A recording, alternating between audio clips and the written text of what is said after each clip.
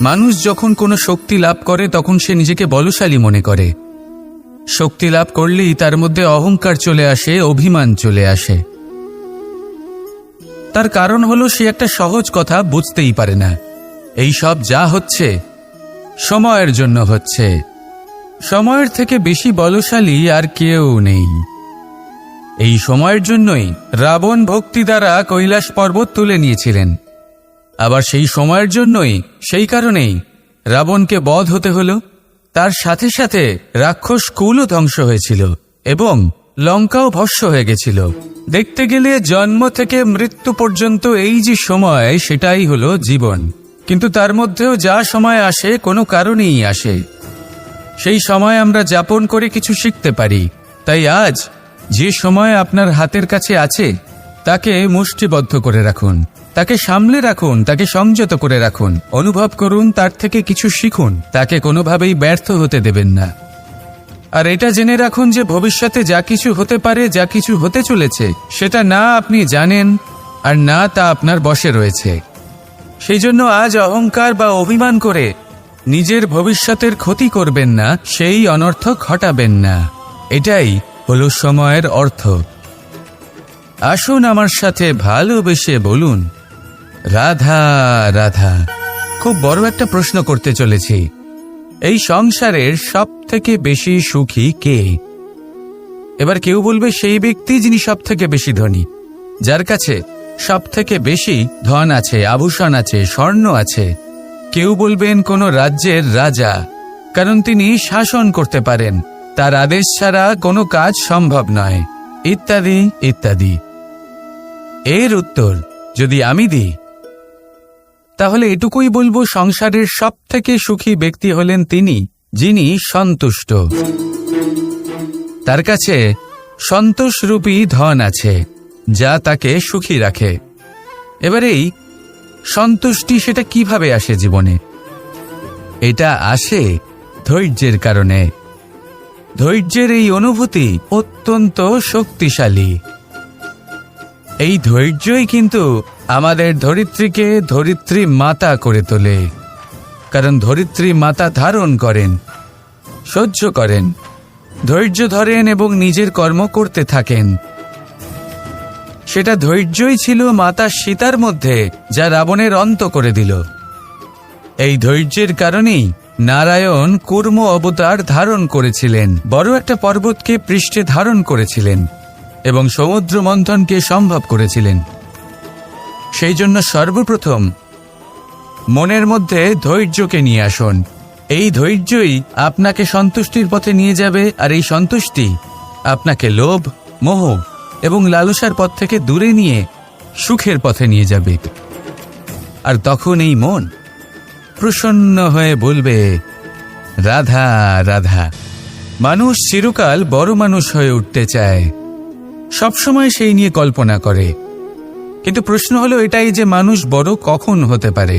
যখন সে ধনী হয়ে ওঠে, নাকি যখন তার কাছে সম্মান থাকে, নাকি যখন রূপবান হয় বা অধিক শক্তিশালী হয়? মানুষ বড় মানুষ তখনই হতে পারে যখন বিপদের সময় সে অন্য কোনো মানুষের পাশে এসে দাঁড়ায়।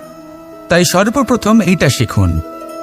হয়তো এই জন্যই হনুমান শ্রীরামের কাছে এতটা বড়, আর হয়তো এই জন্যই বলরাম দাদা আমার কাছে এত বড়। যদি আপনিও জীবনে বড় হয়ে উঠতে চান, তাহলে কারোর সাথে তার দুঃখের সময়, তার সংকটের সময় তাকে সঙ্গ দিন আর পাশে এসে দাঁড়ান। এই মন প্রসন্ন হয়ে বলবে, রাধা রাধা। আমাদের জীবনে আমরা যখনই এমন কোনো মানুষের সাথে পরিচিত হই যে বয়সে, পদে এবং আর্থিক দিক থেকে আমাদের থেকে পিছিয়ে, তখন আমরা সবাই খুব হীন নজরে তাদের দিকে দেখি। মনেই করি না যে সেই ব্যক্তির নিজস্ব একটা অস্তিত্ব রয়েছে, তার নিজেরও একটা মাহাত্ম্য রয়েছে। আমাদের মনেই হয় না যে আমাদের সামনে দাঁড়িয়ে থাকার যোগ্যতা আছে তাদের। চলুন আপনাকে একটা প্রশ্ন করি, শূন্যের নিজস্ব মূল্য কোথায়? আপনি বলবেন কিছুই না। শূন্যের আবার নিজস্ব মূল্য কোথায়? কিন্তু যখন এই শূন্যই কোনো সংখ্যার সাথে এসে যুক্ত হয়ে যায়, কোনো অঙ্কের সাথে এসে যুক্ত হয়ে যায়, তখন তার মূল্য অনেক গুণ বৃদ্ধি পায়। অর্থাৎ এই শূন্যের মূল্য অবশ্যই আছে। আর আমাদের জীবনেও এমন কিছু ব্যক্তি থাকেন, তাদের দেখে মনে হয় যে এদের কোনো মূল্যই নেই, কিন্তু যখন এই ব্যক্তি কারোর সাথে এসে জুড়ে যান তখন তার মূল্য সেই ব্যক্তির বৃদ্ধি ঘটায়। এই সংসারে এমন কোনো ব্যক্তি নেই যার কোনো মূল্য নেই। যদি আমরা ধনুকের কথা বলি তাহলে তার জন্য একটি দড়ির প্রয়োজন হয়, যেটি প্রত্যঞ্চা হিসেবে ব্যবহৃত হয়। যদি প্রত্যঞ্চা না থাকে তাহলে ধনুকের কোনো মূল্যই থাকে না। যদি প্রত্যঞ্চা না থাকে তাহলে ধনুকের অস্তিত্ব অসম্পূর্ণ থেকে যায়। এই সংসারে যে কোনো ব্যক্তি হোক বা যে কোনো বস্তু হোক, প্রত্যেকের নিজস্ব একটি মূল্য আছে। তার সম্মান করুন, সামনে অগ্রসর হন, আর আমার সাথে ভালোবেসে বলুন রাধা রাধা। যদি আপনি নিজের জীবনে প্রকৃত বন্ধু নির্বাচন করতে চান তাহলে তার আগে দর্পণ আর ছায়া এই দুইয়ের বিশেষত্বর বিষয়ে জানাটা অত্যন্ত প্রয়োজনীয়। দর্পণ কি করে থাকে? যখনই আপনি দর্পণের দিকে তাকাবেন ও শুধুমাত্র আপনাকে সত্যের সাথে অবগত করাবে, ও আপনাকে কখনো মিথ্যে বলবে না। সেখানেই যদি ছায়ার কথা বলি তাহলে দেখুন ছায়া কি করে, সব সময় আপনার সাথে থাকে, কখনো আপনার সঙ্গ ত্যাগ করে না। এবার আপনার জীবনে যদি এমন কোনো বন্ধু আসে যে সবসময় আপনাকে সত্য কথা বলবে, আপনার অপগুণের বিষয়ে যদি আপনাকে বলে কিন্তু তাও সে সত্যিই বলবে, তাহলে তার উদ্দেশ্য কিন্তু আপনাকে দুঃখ দেওয়া নয়, সে আপনার অজ্ঞানতা, আপনার ভ্রম দূর করতে চায়।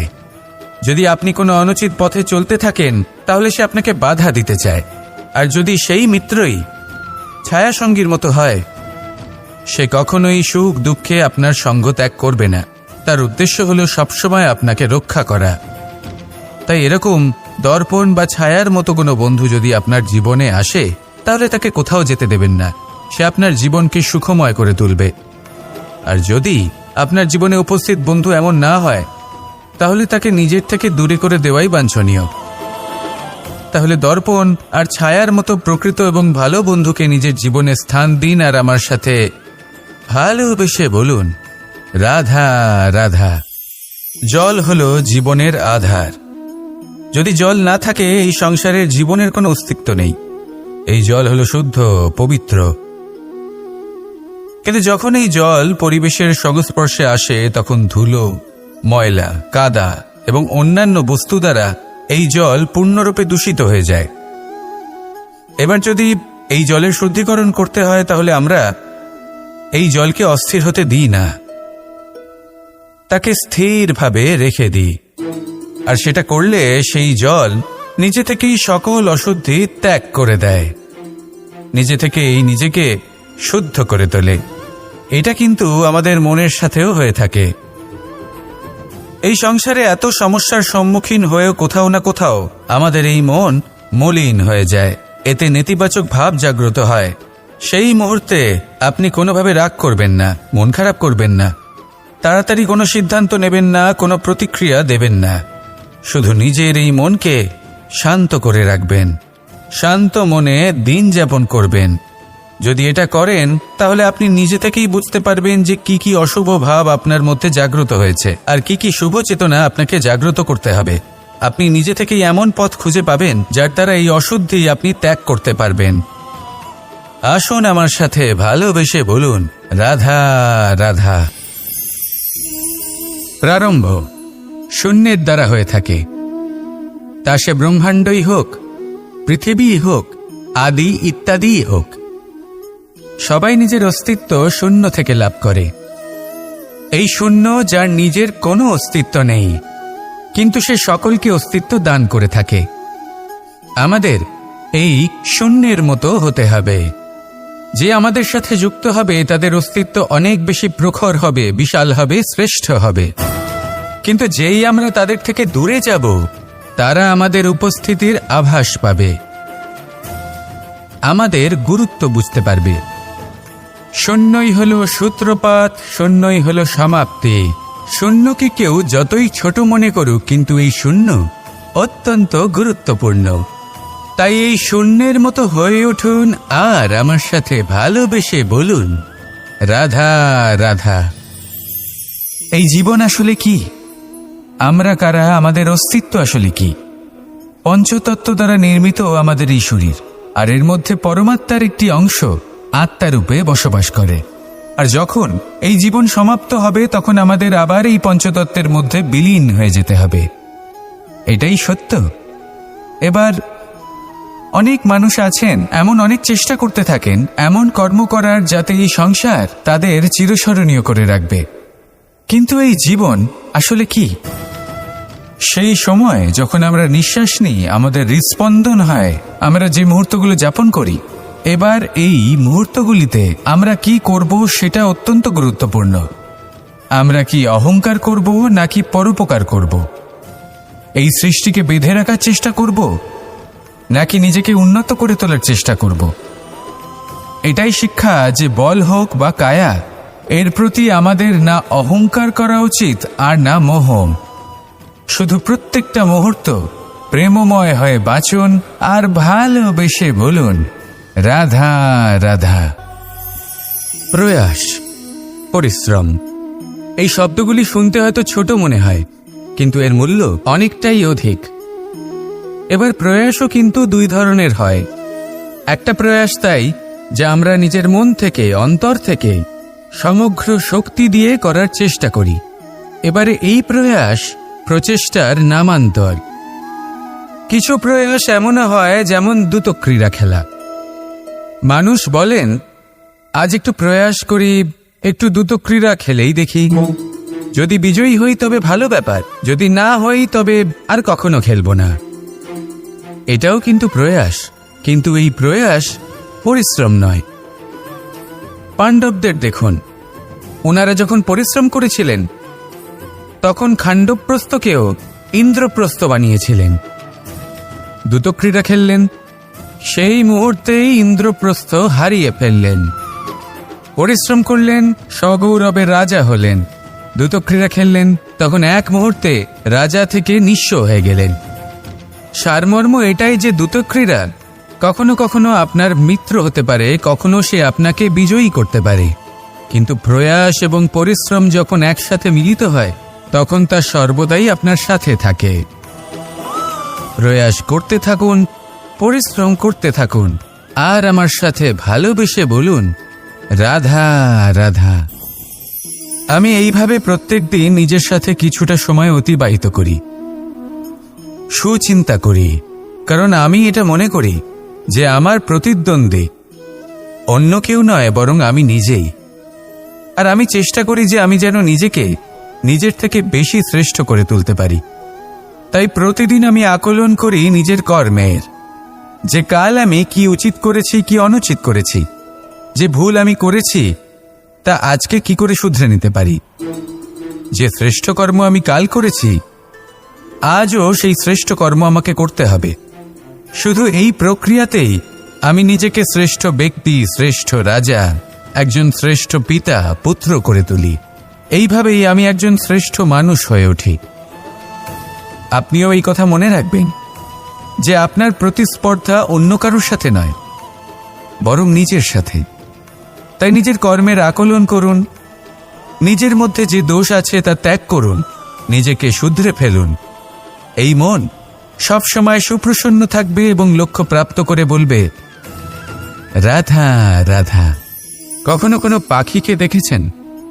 যখন সে প্রথমবার উঠতে চেষ্টা করে সে বাসা থেকে মাটিতে পড়ে যায়, কিন্তু সে হার মানে না, চেষ্টা করতে থাকে, করতেই থাকে, ডানা ঝাপটাতে থাকে, আর তারপর সে উড়তে শেখে। গোল শালগ্রাম শিলাকে দেখুন, পর্বত থেকে খসে পড়ে, ধাক্কা খায়, জলের প্রবাহ দ্বারা ঘর্ষিত হয়, তারপরে তা শালগ্রামে পরিণত হয়। ভেবে দেখুন, যদি কোনো পাখি প্রথমবার উড়তে গিয়ে এটা ভাবে যে না না, যদি আমি পড়ে যাই তবে, আমার যদি আঘাত লাগে তবে, আর যদি ভয়ের কারণে সে শুরুই না করতে পারে, চেষ্টাই না করে, তাহলে কি সে উড়তে শিখবে? কখনোই নয়। এটাই আমাদের শিখতে হবে, প্রারম্ভ করতে হবে। তা অত্যন্ত গুরুত্বপূর্ণ। যখন আমরা কিছু শুরু করি তখন ভয় করে, কিন্তু যদি এটা না করেন জীবনে কখনো সামনে এগোতেই পারবেন না। হতেই পারে প্রারম্ভ করার পরে আপনি পড়ে যাবেন, বারবার নিচে পড়ে যাবেন, কিন্তু যদি নিরন্তর চেষ্টা করতে থাকেন তাহলে একদিন না একদিন আপনি অবশ্যই সফল হবেন। এই শুরু করাটাই সব থেকে বেশি কঠিন। এর দ্বারা ভয়ভীত হবেন না। আসুন আর আমার সাথে ভালোবেসে বলুন, রাধা রাধা। এই সংসারে নির্মাণের বিষয়ে জ্ঞান লাভ করার পূর্বে ধ্বংসের বিজ্ঞান বুঝে নেওয়াও খুব প্রয়োজনীয়।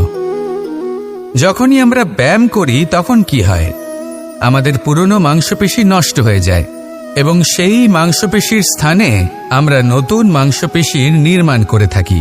যেমন একটা নতুন ইমারত গড়ে তোলবার পূর্বে পুরাতন ইমারতকে ভঙ্গ করে দিতে হয়, তবেই তো সেই স্থান সজীব হবে, ঠিক কিনা?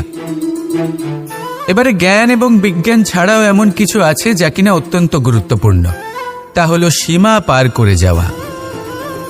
এই যে সীমা, এই যে নিয়ম, তা মানুষের জন্যই বানানো, তাকে নিয়ন্ত্রণ করার জন্য তৈরি করা হয়েছে। এমন অনেক সীমা, এমন অনেক নিয়ম মানুষের জন্য অত্যন্ত মঙ্গলকারী। কিন্তু কিছু এমন সীমা আছে, কিছু এমন নিয়ম আছে যা মানুষের লঙ্ঘন করে যাওয়া অতি আবশ্যক। যতক্ষণ না এই সীমা লঙ্ঘন করছেন, নিজের নতুন অস্তিত্বকে খুঁজেই পাবেন না, সেই স্থানে পৌঁছতেই পারবেন না যেখানে সংসার তাকে চিরস্মরণীয় করে রাখবে। সেই জন্য জীবনে যাই করবেন, সীমা অতিক্রম করে যান। যদি পরিশ্রম করেন তাহলে সীমা অতিক্রম করে পরিশ্রম করুন। যদি লক্ষ্যের দিকে অগ্রসর হন তাহলে সীমা অতিক্রম করে অগ্রসর হন। কোনো সীমারেখা যাতে না থাকে, সেই সর্বোচ্চ স্থান দেখুন এবং অগ্রসর হন। এই সংসারে অগ্রসর হওয়ার জন্য এই সীমারেখা বুঝে নেওয়া এবং তা অতিক্রম করার জ্ঞান লাভ করা প্রয়োজনীয়। আসুন আমার সাথে ভালোবেসে বলুন, রাধা রাধা। জ্যোতিষ একটা বিদ্যা, এ হলো একটা বিজ্ঞান। যে নক্ষত্র দশায় আপনি জন্মগ্রহণ করেছেন, যে স্থানে আপনার জন্ম হয়েছে, এগুলো আপনার জীবনের দিশা স্থির করার ক্ষেত্রে গুরুত্বপূর্ণ ভূমিকা পালন করে। কিন্তু যে রাশিতে আপনি জন্ম নিয়েছেন আর আপনার যা নাম স্থির হয়েছে, সেটা আপনার ভবিষ্যৎ নির্ধারণ করবে তা আবশ্যক নয়। রা দিয়ে রাম এবং রা দিয়ে রাবণ, এই দুজনের রাশি সমান ছিল, কিন্তু একজন নিজের শক্তির দুর্ব্যবহার করলেন। স্বর্ণ লঙ্কার অধিপতি রাবণ, চতুর্দিকে বিজয়ী হওয়া সেই ব্যক্তি নিজের পতনের সম্মুখীন হলেন। শ্রীরাম রাবণকে বধ করলেন। শ্রীরাম, যিনি নিজের কর্ম দ্বারা, নিজের পরিশ্রম দ্বারা ঈশ্বর উপাধি লাভ করেছিলেন, 14 বছরের বনবাস ভোগ করলেন, আর যখন বিপদে পড়লেন তখনও নিজের রাজ্যের সাহায্য নিলেন না। বনের মধ্যে নিজে বানর এবং ভাল্লুকদের নিয়ে একটি সেনাবাহিনী গড়ে তুললেন এবং রাবণকে তার কুকর্মের